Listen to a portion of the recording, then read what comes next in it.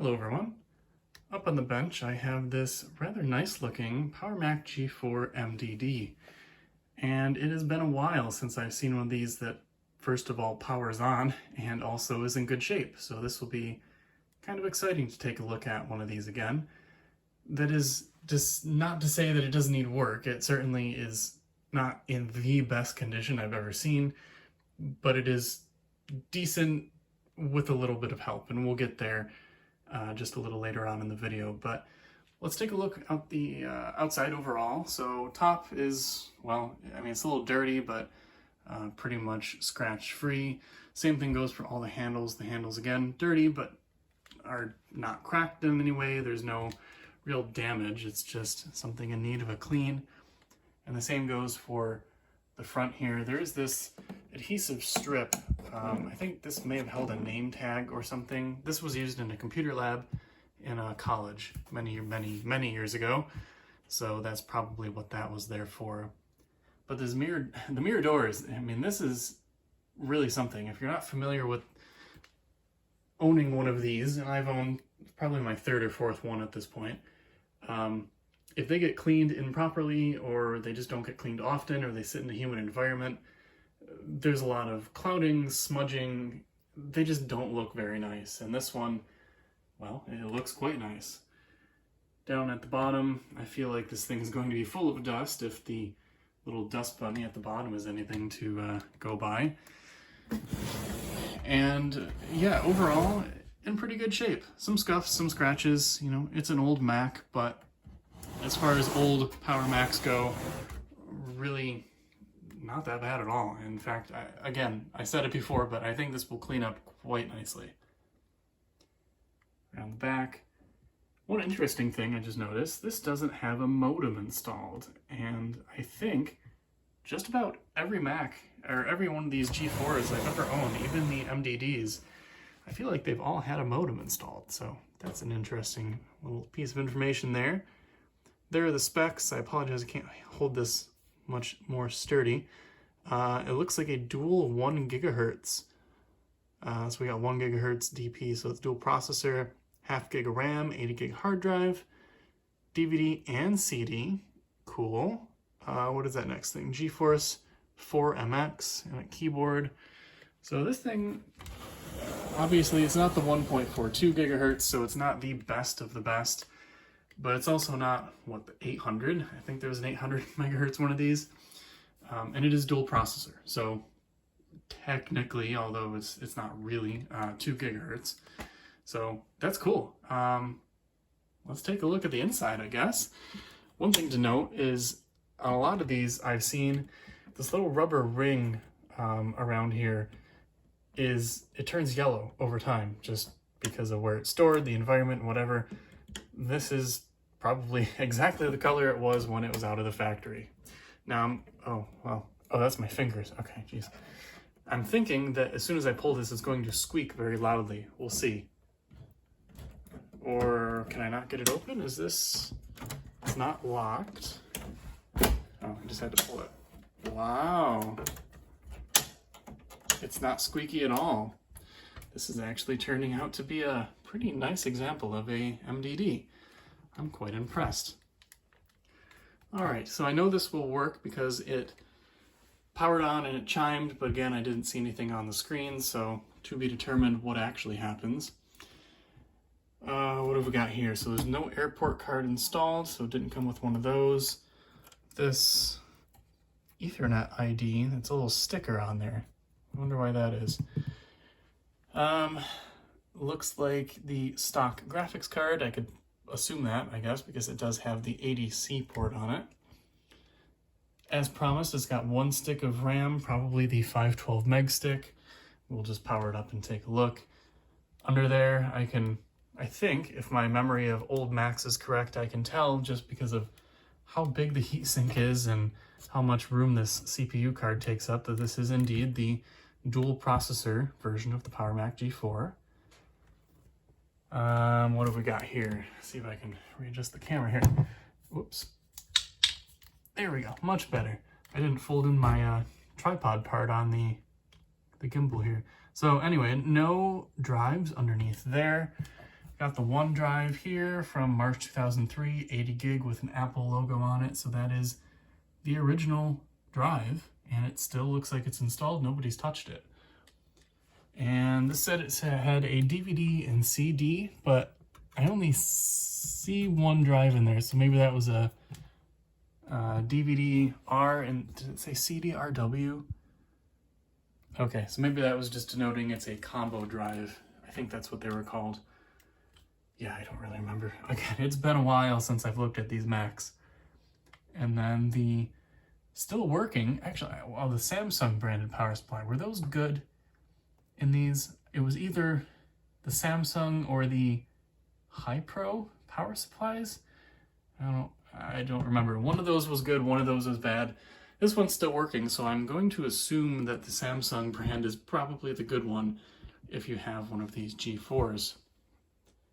So yeah, other than that, looks pretty clean. Not as dirty as I would have expected based on that gunk hanging out the front of it. I mean, a little bit of dirt, a little bit of buildup on this fan and this, but yeah, not bad at all. So with all of that said, wow, that closes so nicely too. I am going to go ahead, get this thing set up, connected to the monitor and keyboard and mouse, and I'll do my best to film what I'm doing, and we'll take a look at the operating system on this and maybe even get something else installed on it just to, I don't know, see what we can do with it. All right, everything is plugged in. I've got a old IBM monitor set up because I don't have any Apple monitors left, but it should do the trick. So let's go ahead and power it on and see what happens.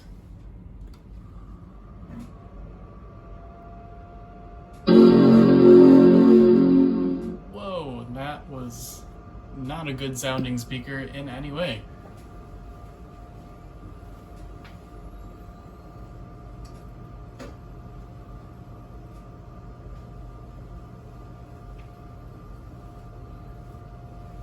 Well, it's booting up to Mac OS, and I do hear that hard drive spinning away and making all sorts of noise. Wow, that was actually really fast.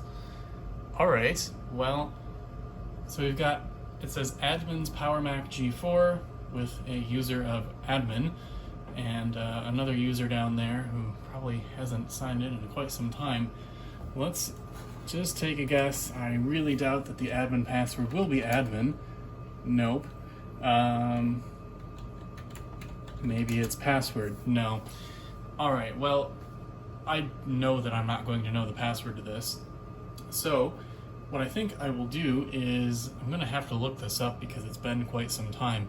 But I will look how to get into single user mode, rerun the first time setup. We'll get to listen to the first time startup song that will play and see if we can get in and take a look at some of the software that might be on this thing. Okay, booting the Mac into single user mode. It was much more simple than I had remembered it being. You just do Command S at the time of boot and then type in a few commands, and that should bring us back to the initial setup screen once I restart the Mac. So let's go ahead and do that now.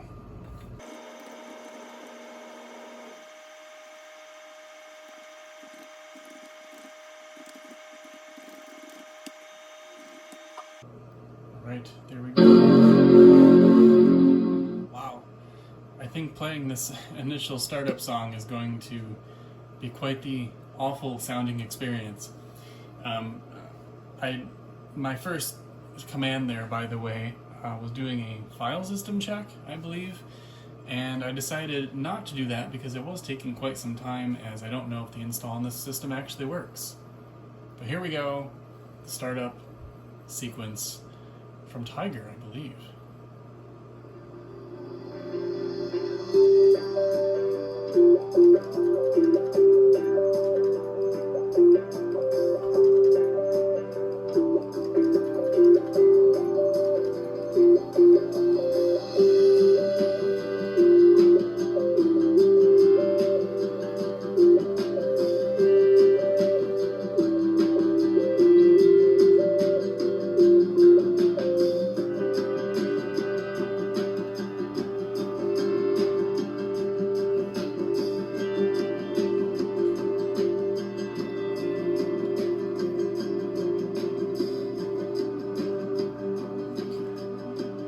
That wasn't too bad. It was extremely loud, but not that bad. I can't identify my keyboard. Now it doesn't seem to want to do anything. Aha. Well, that's a problem. I can't Command Q because it won't let me do anything. Is this slightly out of focus? Yeah, maybe, maybe not. Well, that might be a problem. If this doesn't figure itself out in just a moment, I will plug in a different keyboard and see what we can do about making the keyboard actually work. I know it works, I just typed in commands, but macOS does not seem to like it.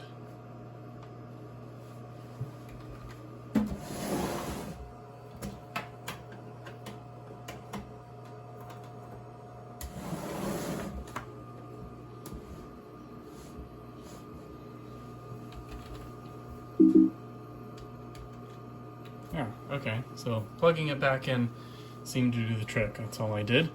Alrighty.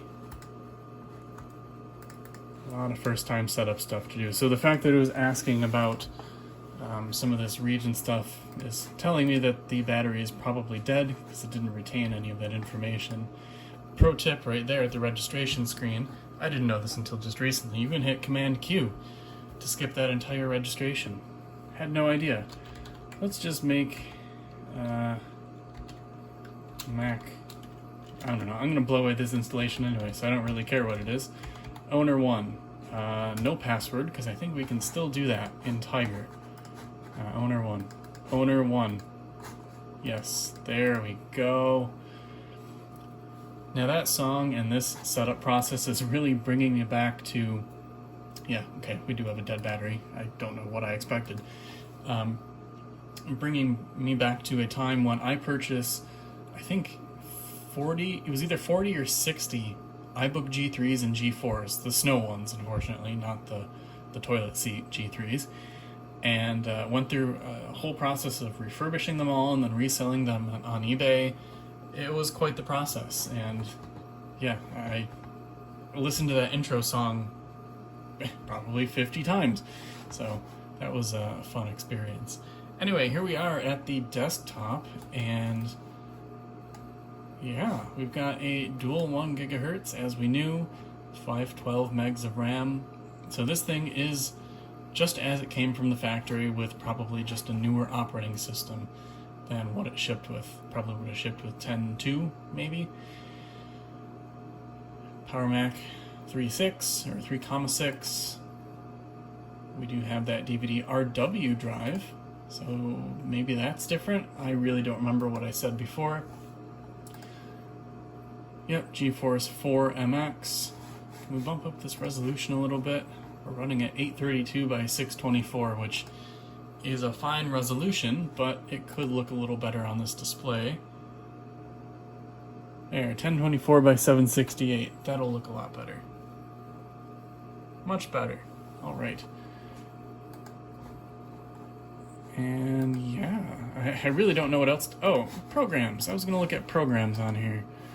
Let's look at applications. Okay, we have MacCam, or Macam, and that looks like it. Okay. What have we got here? MacCam. Webcam app and QuickTime driver component. So it looks like it'll just display a webcam. That's interesting. I'll have to see if this software exists anywhere online. I'm sure it does. I've been trying to get into submitting things to the Internet Archive more often, because I realize I'm going through some of these old machines sometimes and I'm just blowing away the installation, which is good for security, and I do still intend on doing that. But saving things like software that I've never heard of, or maybe a version that wasn't available before, is certainly a service that somebody might appreciate. So we've got version 0.9.1. What else? We have about 10 to 11 gigs used after formatting, so somebody named David. Probably can't get into any of their information. No. Projects. Test. I won't open up too much of it, but yeah, this was used in an academic environment, college, so there is bound to be some schoolwork on here. I won't go through it in the interest of data security, but that's what we got there. Oh, this wasn't even up all the way and it was still super loud. Wow. Alrighty, well, that is the Power Mac G4 MDD. I don't think I mentioned this before, but this was free. I didn't pay a dime for it. Got it out of the recycling, and I always love saving these little Power Macs and, I don't know, anything old, anything that's kind of interesting nowadays because of its age or its design. I love saving that kind of stuff, as you probably all know if you've made it this far in the video. So that is the G4. If you have any ideas of what I can do with it, you know, something that you want to see done on one of these, software, whatever, let me know, because I would like to do something with it. Oh, that's so quiet. I can whisper now. We can have ASMR time.